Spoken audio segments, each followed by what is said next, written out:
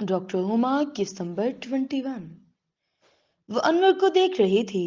انور کچھ دیر تک اس کو دیکھتا رہا۔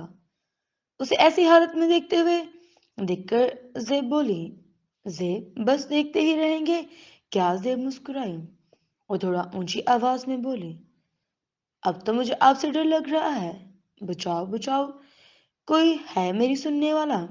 تو مجھے بچاؤ اس درندے سے۔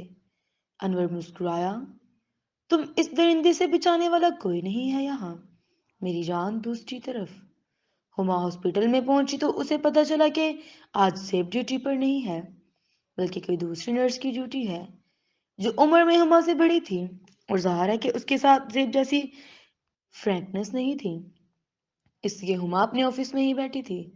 تھوڑی دیر میں رشید کمرے میں آیا اور صفائی کرنے لگا، اور اپنا کام کرتے ہوئے بار بار مسکرا کر ہما کو دیکھنے لگا۔ ہما بھی اس کو دیکھ رہی تھی۔ کچھ دیر بعد بولی، رشید کیا بات ہے، تم ایسے کیوں ہنس رہے ہو؟ رشید بولا، سوری میڈم، ویسے میں نے آپ کو کچھ کہا تو نہیں نا، بس پوچھ ہی رہا ہوں نا کہ کتنے آپ نے۔ ہما چڑ کر بولی، تم کو کیا اس سے، تم اپنا کام کرو جا کر۔ وہ جانے لگا تو ہما بولی، یہ ڈاکٹر زمان آج کیوں نہیں آئے، ابھی تک ڈیوٹی پر؟ رشید، پتہ نہیں میڈم جی، آپ کال کر کے پوچھ لیں۔ ہما نے اپنا موبائل اٹھایا اور زما کو کال کرنے لگی۔ ہما، اوہ ہو، میرا تو بیلنس ہی ختم ہو گیا ہے، جاؤ کارڈ لے کر آؤ۔ رشید نے اپنا موبائل نکالا اور ہما کے سامنے کر دیا۔ میڈم، آپ میرے موبائل سے کال کر لیں۔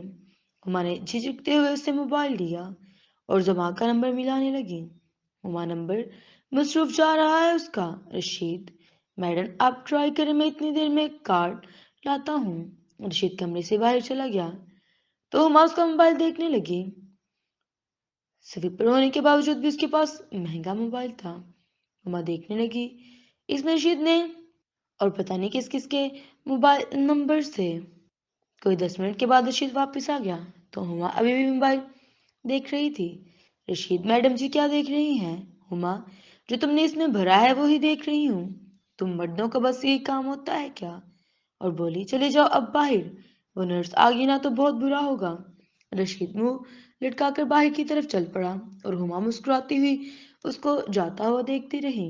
اپنے بیڈ روم میں لے جا کر انور نے زیب کو اپنے بیڈ پر پھینک دیا اور زیب کو اور زور زور سے ہنسنے لگی۔